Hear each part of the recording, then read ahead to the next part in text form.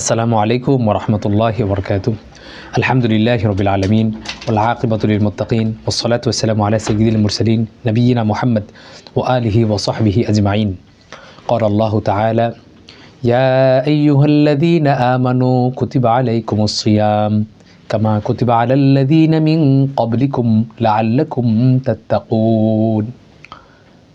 ওয়া ক্বালা তাআলা شهر رمضان الذي أنزل فيه القرآن هدى للناس وبينات من الهدى والفرقان صدق الله العظيم। মহান আল্লাহ পাকের দরবারে হাজারো শুকর আদায় করছি যে মালিক আমাদেরকে একটি বছর মাহে রমজান অতিক্রম করার পর আবারও মাহে রমাদান এর মুখোমুখি সময় পর্যন্ত হায়াত দান করেছেন। আমরা আশা করি এই মাহে রমজানের পর্যন্ত আমরা ইনশাল্লাহ হায়াত পাবো। আশা করি আল্লাহ পাক রব্বুল আলামিন আমাদেরকে কবুল করবেন মাহে রমজান পর্যন্ত। মাহে রমজানের জন্য মাহে রমজানের আমরা মুখোমুখি সময়ে আছি, একেবারে নিকটতম। এই অল্প সময়ের মধ্যে সবচেয়ে বেশি গুরুত্বপূর্ণ বিষয় সেটি হচ্ছে আমরা মানসিকভাবে, শারীরিকভাবে, অর্থনৈতিকভাবে সর্বদিক অনুযায়ী আমাদের মাহে রমজানের জন্য প্রস্তুতি গ্রহণ করা প্রয়োজন। 11টি মাস আমরা যেভাবে অতিবাহিত করি নাই কেন, রমজান যেভাবে ইচ্ছা সেভাবেই অতিবাহিত করা যাবে না। রমজান মাস হচ্ছে মুমিনদের জন্য প্রশিক্ষণের একটি মাস, যে মাসের মধ্যে এক মাস মুমিনগণ পরীক্ষা গ্রহণ করবেন, প্রশিক্ষণ গ্রহণ করবেন। সেই প্রশিক্ষণের মধ্য দিয়ে এক মাসে ঈমান ও আমলের দিক দিয়ে শক্তিশালী হবেন। অতঃপর 11টি মাস সেই অনুযায়ী অতিবাহিত করবেন। আর রমজানে যদি আমরা সেই প্রস্তুতি না নিতে পারি, রমজানের মধ্যে যদি আমরা সেই প্রশিক্ষণ না নিতে পারি, তাহলে আমরা মারাত্মক ক্ষতিগ্রস্ত হব। এমন ক্ষতিগ্রস্ত যে সারা বছরেও আমরা তার সেই ক্ষতির মাসুল আমরা দিতে পারবো না। উদাহরণস্বরূপ, রমজানের একটি রোজা যদি কেউ ইচ্ছাকৃতভাবে ছেড়ে দেয়, তাহলে অন্য মাসে টানা 60টি রোজা রাখলেও তার ক্ষতিপূরণ সম পরিমাণে হবে না। তাহলে একজন মানুষ তিনি যদি 10টি রোজা ইচ্ছাকৃতভাবে ছেড়ে দেয়, তাহলে তার জন্য কয়টি ক্ষতিপূরণ, কতগুলো রোজা রাখতে হবে? তাহলে কোনো মানুষ যদি রাসূলুল্লাহ সাল্লাল্লাহু আলাইহি সাল্লামকে একজন সাহাবী প্রশ্ন করলেন, ইয়া রাসূলুল্লাহ, কোনো একজন ব্যক্তি যদি রমজানের একটি রোজাকে ইচ্ছাকৃতভাবে ছেড়ে দেয়, তাহলে তার জন্য করণীয় কি? তিনি বললেন, 60টি রোজা তার ধারাবাহিকভাবে 60টি রোজা তার কাজা আদায় করতে হবে। কেউ যদি 2টি রোজা ছেড়ে দেয়, তাহলে তার দ্বিগুণ। কেউ যদি 3টি ছেড়ে দেয়, তাহলে তার 3 গুণ হবে। অতঃপর তিনি আরেকটি প্রশ্ন করলেন, ইয়া রাসূলুল্লাহ, যদি কোনো ব্যক্তি রমজানের সারা মাস রোজা না রাখে, তাহলে তিনি বললেন তার রোজাই রাখতে হবে না। অর্থাৎ সারা বছর 11 মাস যদি ধারাবাহিকভাবে কোনো ব্যক্তি রোজা রাখে, তবুও রমজানের 30টি রোজার ক্ষতিপূরণ হবে না। তাহলে সেই রমজানের এই রোজার কত গুরুত্ব! একটি রোজা রাখলে অন্য মাসের 70টি রোজা রাখলে যে সওয়াব হতো, তার চেয়ে বেশি পরিমাণে সওয়াব তিনি পাবেন। তাহলে এই হচ্ছে রমজানের রোজা কেন্দ্রিক সওয়াব। রোজা সম্পর্কে আল্লাহ রাসূল সাল্লাল্লাহু আলাইহি সাল্লাম বলেন, আস-সাওমু লি ওয়া আনা আজজি বিহি, রোজা আমার জন্য এবং আমি তার প্রতিদান স্বরূপ। আল্লাহ পাক রব্বুল আলামিন আমাদের জন্য যাবতীয় প্রত্যেকটি কাজের প্রতিদান আলাদা আলাদা রেখেছেন, কিন্তু রোজার জন্য কি পুরস্কার রেখেছেন সেটা আল্লাহই ভালো জানেন, এবং তার পুরস্কার আল্লাহ পাক রব্বুল আলামিন নিজে দান করবেন। সুবহানাল্লাহ। তাহলে রাজা যেমন হয়, তার প্রতিদান, তার পুরস্কারও তেমনই বড় হয়। ঠিক তদ্রূপ মহান আল্লাহ পাক রব্বুল আলামিন যেমন বড়, আমাদের রব যেমন তিনি বড়, ওনার প্রতিদান, ওনার কাছ থেকে দেওয়া পুরস্কারও হবে বিশাল বড়। সেই জন্য আমরা কোনো অবস্থাতেই একটি রোজাও যেন আমাদের নষ্ট না হয়, সেই জন্য আমরা এই অল্প সময় যতটুকু বাকি আছে, সেই সময়ের মধ্য দিয়ে আমরা রমজানের রোজার প্র্যাকটিস করব। আমরা চেষ্টা করব রোজা রাখার, দিনের বেলা কম পানাহার করার, যাতে করে রমজানের রোজাতে আমরা যেন অভ্যস্ত হয়ে যাই। 2 নম্বর, আমরা যে কাজটি করব সেই কাজটি হচ্ছে যে আমরা বেশি বেশি কোরআন তিলাওয়াত করব। রমজান হচ্ছে কোরআন তিলাওয়াতের মাস। রমজান এত দামি কেন? এই রমজান এত দামি হওয়ার পিছনে বড় কারণ হচ্ছে আল্লাহ পাক রব্বুল আলামিন বললেন, শাহরু রমাদানাল্লাযী উনজিলা ফীহিল কুরআন হুদাল লিন্নাসি ওয়া বায়্যিনাতিম মিনাল হুদা ওয়াল ফুরকান। আল্লাহ পাক রব্বুল আলামিন এই রমজান মাসে শবে কদরের রজনীতে কোরআনকে নাজিল করেছেন। সেই জন্য এই রমজানকে আল্লাহ পাক রব্বুল আলামিন দামি বানিয়েছেন। কেন? কোরআনকে কেন নাজিল করলেন? মানব জাতির হেদায়েতের পথ দেখানোর জন্য। সুতরাং এই রমজান দামি হলো কোরআন নাজিলের জন্য।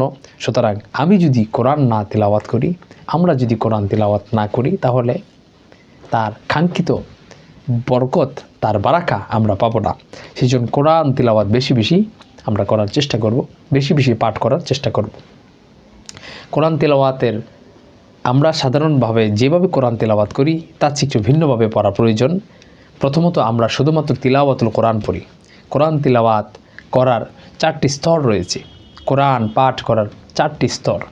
প্রথম স্তর হচ্ছে তিলাওয়াতুল কোরআন, দ্বিতীয়ত হচ্ছে ফাহমুল কোরআন, অর্থাৎ কোরআনুল করিমের অনুবাদ সহ পড়া। 3 নম্বর তাফসিরুল কোরআন, কোরআনের ব্যাখ্যা বিশ্লেষণ সহ পড়া। 4 নম্বর কোরআন এর মধ্যে আল্লাহ পাক রব্বুল আলামিন যে নিদর্শন দিয়েছেন সেই নিদর্শনগুলো নিয়ে গবেষণামূলকভাবে চিন্তা ভাবনা করা। আল্লাহর সৃষ্টিকে নিয়ে, আল্লাহর বিভিন্ন মখলুককে নিয়ে, আল্লাহর বিভিন্ন নিদর্শনকে নিয়ে গবেষণা করা, চিন্তা ভাবনা করা। তাহলে কোরআন তিলাওয়াত 4 ভাবে, কোরআন পাঠ 4 ভাবে করতে হয়। তাহলে আমরা সাধারণত শুধু তিলাওয়াতুল কোরআন, কোরআনের রিডিং পড়া তার মধ্যে আমরা আটকে থাকি। রমজান অবশ্যই আমরা কোরআন তিলাওয়াত করব। কোরআনুল কারীম শুধুমাত্র কেবলমাত্র তিলাওয়াত করার জন্য নাজিল হয়নি। আমরা যেভাবে মনে রেখেছি, আমরা যেভাবে ধারণ করেছি, কোনো মানুষ মৃত্যুবরণ করলে তার কাছে কি তার মৃত ব্যক্তিকে কেন্দ্র করে কোরআন তিলাওয়াত করে একটি খতম দিতে হবে, 40 দিনের মাথায় একটি খতম দিতে হবে।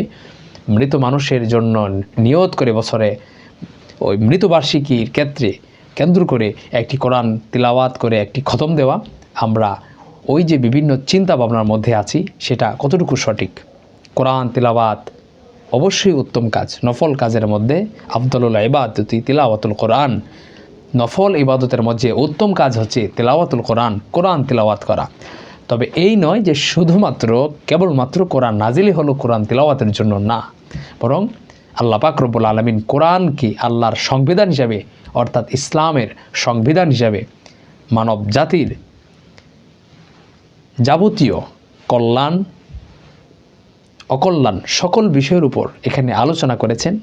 সুতরাং মুসলিমদের জন্য এটা হচ্ছে একটি সংবিধান, যার মধ্যে আল্লাহ পাক রব্বুল আলামিন বহু কাজের আদেশ দিয়েছেন, বহু কাজের নিষেধ করেছেন। সুতরাং আমরা যদি এই কোরআনের কোরআনের অর্থ যদি না বুঝি, কোরআনের ব্যাখ্যা যদি না জানি, কোরআনের মধ্যে বিভিন্ন নিদর্শনগুলো যেগুলো দেওয়া হয়েছে সেগুলো নিয়ে যদি চিন্তা না করি, তাহলে আমি কাঙ্ক্ষিত বরকত আমি পাবো না।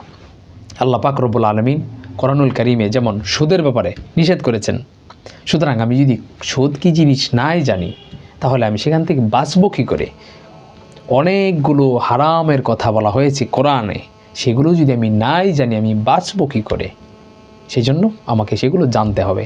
সুতরাং আমরা 4টি মাধ্যমে কোরআন তিলাওয়াত করব। প্রথম হচ্ছে তিলাওয়াতুল কোরআন, বেশি বেশি আমরা কোরআন তিলাওয়াত করব। অতঃপর তিলাওয়াতকৃত যে অংশ আমি পড়লাম তার মধ্যে আল্লাহ পাক রব্বুল আলামিন কী বললেন তার অর্থ আমি জানার চেষ্টা করব। 3 নম্বর, যে অর্থ আমি পড়লাম, কোরআনের এমন অনেক জায়গা আছে যে শুধুমাত্র অর্থ পড়লেই আপনি পুরাটা বুঝতে পারবেন না। সেই জন্য তিলাওয়াতকৃত আয়াতের অর্থ পড়ার পর আমি তার ব্যাখ্যা পড়ার চেষ্টা করব, তাফসীর পড়ার চেষ্টা করব।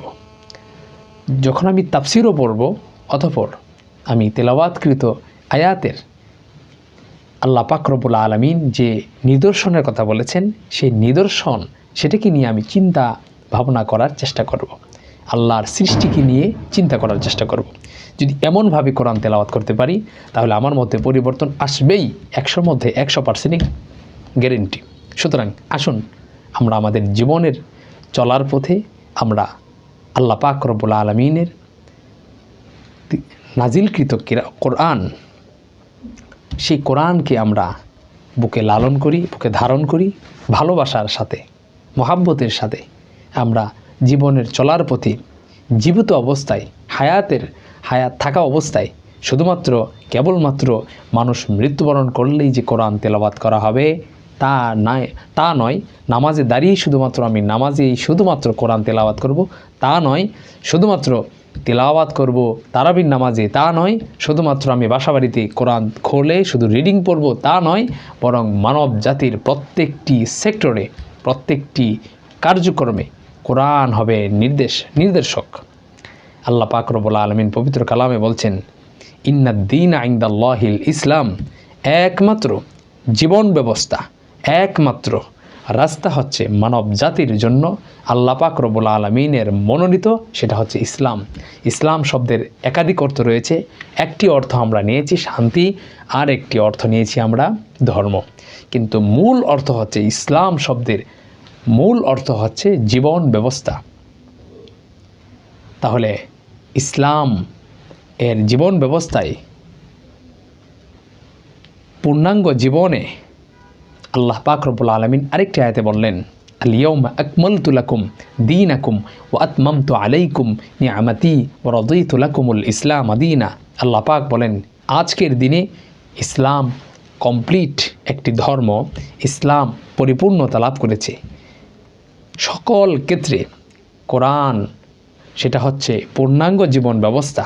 সুতরাং কোনো মানুষ কেউ যদি বলে যে ওই বিষয়ের উপর কোরআনে কোনো নির্দেশ নাই, অথবা আমার জীবনের নামাজের ক্ষেত্রে, হজের ক্ষেত্রে, জাকাতের ক্ষেত্রে, পর্দার ক্ষেত্রে, এইগুলো বিষয়ের ক্ষেত্রে আমি কোরআনকে অনুসরণ করব, আর অন্য ক্ষেত্রে আমি কোরআনকে অনুসরণ করব না, তাহলে আল্লাহ পাক রব্বুল আলামিন তার জন্য কি বলেন শুনেন। আল্লাহ পাক বলেন, আফাতুমিনুনা বিবাদিল কিতাব ওয়া তাকফুরুনা বিবাদ ফামা জাযাউ মান ইয়াফআলু যালিকা মিনকুম ইল্লা খিজয়ুন ফিল হায়াতিদ দুনিয়া। এই আয়াতটা বলেই শেষ করছি। এই আয়াতে আল্লাহ বলছেন, আফাতুমিনুনা বিবাদিল কিতাব, তুমি কি কোরআনের এক অংশ মানবে, ওয়া তাকফুরুনা বিবাদ, এবং কোরআনের অপর অংশ বাদ দিবে? যদি এমনটি করো, ফামা জাযাউ মান ইয়াফআলু যালিকা মিনকুম ইল্লা খিজয়ুন ফিল হায়াতিদ দুনিয়া, এমনটি যদি করো, কোরআনের এক অংশ মানবা আর এক অংশ ছেড়ে দিবা, এমনটি যদি করো, তাহলে তোমার জন্য দুনিয়া হবে লাঞ্ছনা আর অপদস্থতার জায়গা। অতঃপর আল্লাহ বলেন, এবং পরকাল হবে তোমার জন্য রয়েছে কঠিন থেকে কঠিনতম শাস্তি। আফাতুমিনুনা বিবাদিল কিতাব ওয়া তাকফুরুনা বিবাদ ফামা জাযাউ মান ইয়াফআলু যালিকা মিনকুম ইল্লা খিজয়ুন ফিল হায়াতিদ দুনিয়া ওয়া ইয়াউমাল কিয়ামাতি ইলা আশাদ্দিল আযাব, তোমার জন্য কঠিন শাস্তি অপেক্ষা করছে। সুতরাং আসুন আমরা আমাদের জীবনের প্রত্যেকটি অবস্থায় কোরআনকে অনুসরণ করি।